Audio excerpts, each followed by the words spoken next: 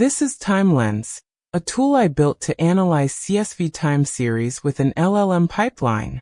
Drop in a file, get anomaly detection, trend analysis, and plain English explanations back out.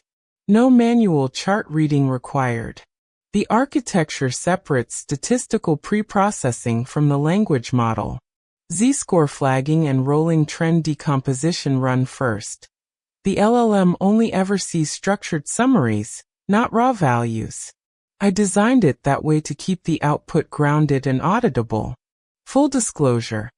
This project was built by an autonomous multi-agent system I designed, which scaffolded the repo, wired the pipeline, and wrote the documentation.